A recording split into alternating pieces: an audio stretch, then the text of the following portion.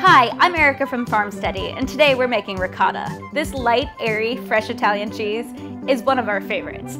It's delicious slathered on toast, stuffed into fresh pastas, and even in desserts like cannolis and cheesecake. It's also incredibly easy to make, and in under 45 minutes, we're going to have delicious, fresh ricotta to use in our favorite recipes. So let's not wait a moment longer and get started.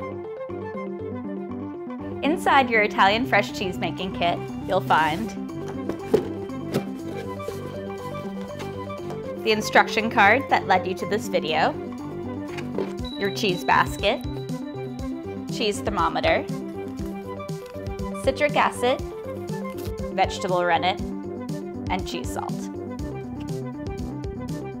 You'll also find your cheesecloth.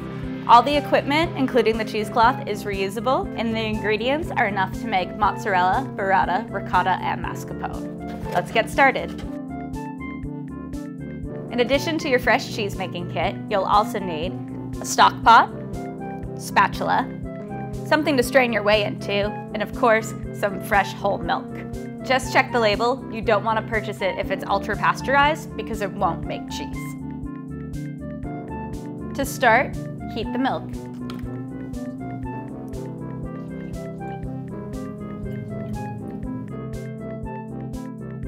Keep the temperature at medium-low and stir occasionally to prevent the bottom from scorching. When your milk's between 185 and 195 degrees, you'll want to remove it from the heat and add the citric acid. For a half-gallon batch, it's 1 teaspoon of citric acid. Stir to incorporate and let it sit for about 10 minutes while it separates into curds and whey. Line your cheese basket and strain the curds and whey.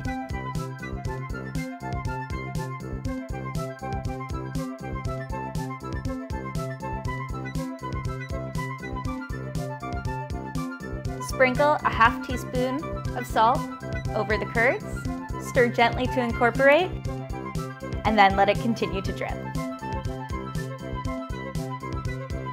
We did it! We made ricotta, and now we can make it again or try out mozzarella, burrata, or mascarpone with our Italian fresh cheese making kit. For more great DIY food kits, gardening kits, and farming projects, check out farmsteady.com.